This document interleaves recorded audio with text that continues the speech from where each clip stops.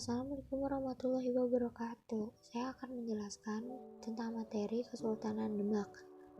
Kesultanan Demak atau Kerajaan Demak adalah kerajaan Islam Jawa yang berdiri pada perempat akhir abad ke-15 dan didirikan oleh Raden Patah dan mencapai masa kejayaan di bawah kepemimpinan Sultan Trenggono.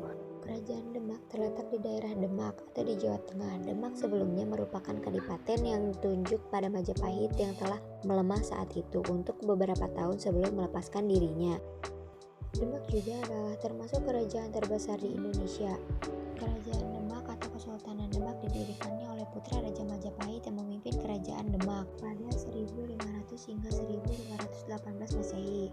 Selanjutnya ada silsilah raja-raja Kerajaan Demak. Yang pertama Raden Patah, yang kedua Pati Unus, yang ketiga Sultan Trenggana, yang keempat Sunan Prawoto, dan yang terakhir Arya Penangsang.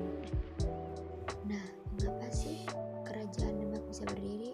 Latar belakang berdirinya Kerajaan Demak disebabkan karena runtuhnya Kerajaan Majapahit pada tahun 1478. Kerajaan Majapahit runtuh dan kemudian di tahun 1500 berdirilah Kerajaan Demak yang dipimpin oleh Raden Patah.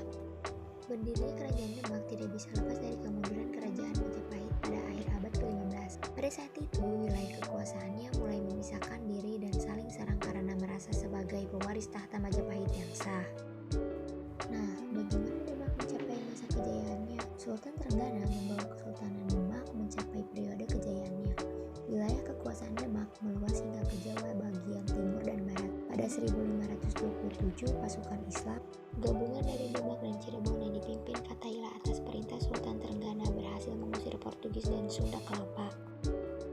Mengapa Kerajaan Demak menjadi kerajaan terbesar di Nusantara? Karena kerajaan yang berlokasi di pesisir utara Pulau Jawa membuat Demak menjadikan kerajaan besar dan punya wilayah yang luas. Lokasinya yang sangat strategis berada di tengah-tengah jalur pelayaran nasional dan mempunyai pelabuhan besar ini membuat perekonomian kerajaan Demak bagus dan mapan. Nah, yang terakhir, kapan sih berakhirnya kekuasaan Kerajaan Demak? Kerajaan Demak runtuh terjadi setelah Sultan Trenggana meninggal pada 1546 Masehi dan mengalami sejumlah krisis yang berdampak runtuhnya Kerajaan Demak. Setelah meninggalnya Sultan Trenggana, Kerajaan Demak mengalami krisis politik yang disebabkan perebutan kekuasaan tertinggi antara Arya Penangsang dan Sunan Prawoto atau Raden Kinkin atau Pangeran Sekar alias Pangeran Sekar Sedalepen. Cukup sekian dari saya. Wassalamualaikum warahmatullahi wabarakatuh.